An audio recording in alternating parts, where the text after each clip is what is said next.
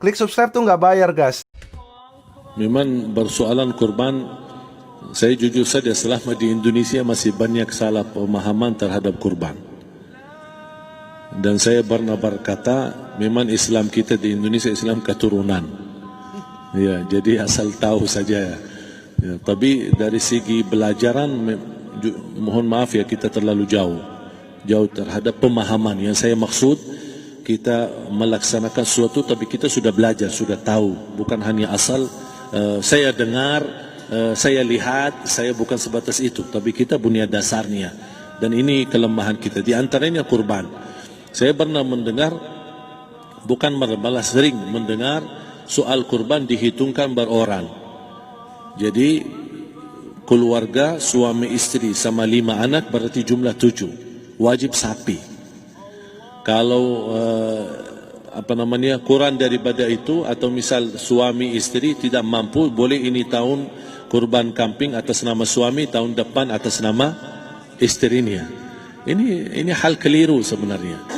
Yang dihitungkan soal kurban beda sama akikah dan beda sama zakat fitrah. Zakat fitrah sama akikah terhitung beroran. Akikah laki-laki 2 kambing, perempuan 1. Kalau tidak mampu boleh. Kalau ada kembar laki sama perempuan berarti 3 kambing. Tapi kalau tidak mampu boleh 1 kambing, tidak masalah. Yang tidak ada istilah sekarang saya kurban tapi nanti sisanya seolah-olah ada hutang sama Allah. Sesuai kemampuan kita. Di antaranya kurban. Kurban hitungannya berkeluarga, bukan berorang. Buktinya Rasulullah SAW dan juga cerita Nabi Ibrahim. Ketika Nabi Ibrahim mau sembelih Nabi Ismail, Allah turunkan apa? Mengganti sembelihan Nabi Ismail dengan ekor kambing dari surga. Berapa ekor kambing? 1. Padahal Nabi Ibrahim punya istri 2 dan anak. Ada istri Siti Hajar dan Sarah. Kemudian anaknya Ismail dan Ishak. Berarti semuanya berapa? 5. Kenapa Allah tidak turunkan 5 ekor kambing? Karena hitungannya memang 1 keluarga. Yang kedua, Rasul sendiri sembelih 2 kambing. Pertama, Bismillah atas nama Muhammad dan keluarga Nabi Muhammad. Padahal kita tahu keluarga Nabi Muhammad SAW termasuk keluarga besar. 11 istri, belum lagi anaknya laki-laki sama perempuan. Ada yang hidup maupun sudah mati, sudah termasuk semua. Yang hidup maupun mati. Yang kedua, Rasul sembelih sembelihan yang kedua atas namaku dan umatku. Umatnya berapa miliar? Cuma 1 ekor kambing. Kenapa Rasulullah SAW berkurban atas nama dirinya dan umatnya? Saya mengambil salah satu di sini tanda sayangnya Rasul kepada umatnya. Jadi saya selalu berkata, orang miskin yang tidak mampu berkurban seharusnya bangga di hari kurban, karena Rasul sudah kurbankan duluan atas nama dia. Jadi terima kasih ya Rasulullah, ingatkan kita. Yang kita tidak mampu, Rasul sudah. Bahkan kalau Rasul sudah kurban atas nama umatnya yang tidak mampu, berarti sudah terkabul. Kita aja belum tahu kabul atau tidak kalau kita berkurban. Tapi kalau Rasul sudah terjamin makbul. Oleh sebab itu hitungan kurban itu adalah 1 keluarga. Misal, bapa punya istri, punya anak. Itu kalau mampu sapi silahkan. Mampu 1000 sapi silahkan. Kalau soal kemampuan tidak ada masalah. Tapi kalau soal kewajiban, tidak ada wajib lebih daripada 1 ekor kambing. 1 ekor kambing. Misal, kalau bapa punya istri 4. Misal. Cuman ini misal. Ya. Istrinya 4. Setiap istri anaknya 10. Berarti jumlah berapa? Anak 40, istri 4, berarti 44, sama bapa 45. Wajib 1 ekor kambing saja. Cukup untuk semua ini. Tapi kalau soal mampu, ya silahkan. Mau 1000 kambing boleh, mau 1000 sapi boleh. Tidak ada yang melarang kalau soal kemampuan. Dan kalau kita mau sembelih, Bismillah atas namaku dan keluarga. Tidak perlu bawa data-data nama keluarga. Jadi disebutkan tukang sembelihnya ada capek menunggu sambil sebutkan nama-nama. Tidak perlu. Udah Bismillah atas namaku dan keluarga. Termasuk kata atas namaku dan keluarga, termasuk orang tua yang sudah meninggal. Termasuk orang tua yang sudah, karena kita adalah hasil daripada orang tua. Itu sudah termasuk, tidak perlu kita sebutkan. Ada sebagian ulama membolehkan kalau kita mampu, mau khusus kambing atas nama orang tua, tidak masalah. Kalau kita mampu. Tapi kalau kita tidak mampu, itu sudah termasuk orang tua kita bersama keluarga besar kita. Ini salah satu kenikmatan, dan ini termasuk juga sedekah yang berguna bagi orang yang sudah meninggal di keluarga kita. Wallahu ta'ala. Dan juga masalah panitia, bisa kita mewakili. Kalau kita tidak mengerti sembelihannya dan tidak mengerti cara bagiannya. Tapi ada satu sunnah yang termasuk kehilangan sunnah ini, adalah banyak yang tidak mau makan dari hasil kurban. Padahal itu sunnah Rasul.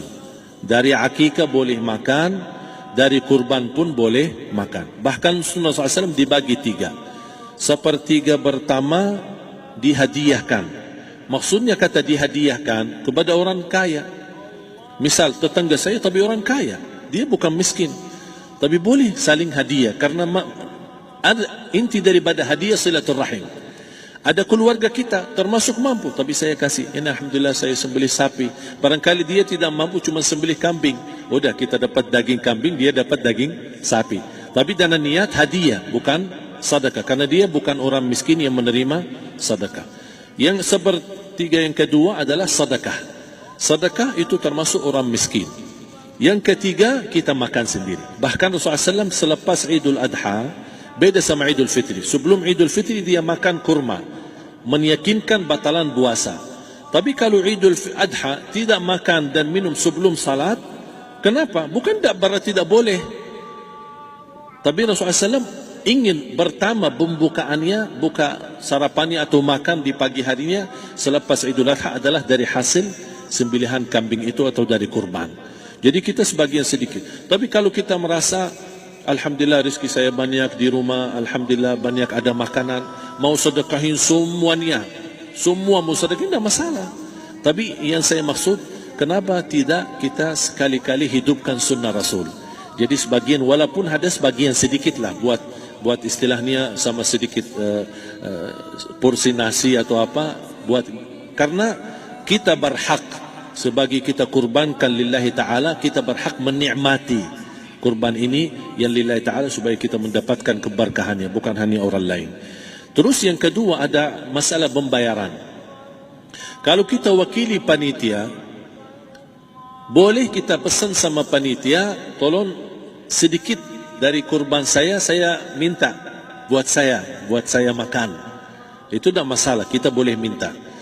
Dan boleh kita wakili, tapi kita tolong ingatkan, tidak boleh pembayaran hasil sembelihan itu dari kulitnya. Ini menjadi salah satu persoalan di Indonesia.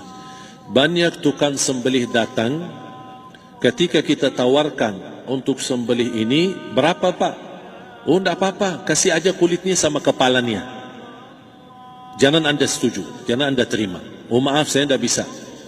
Bapak berapa ongkos sembelihannya? Kita harus sepakat dulu.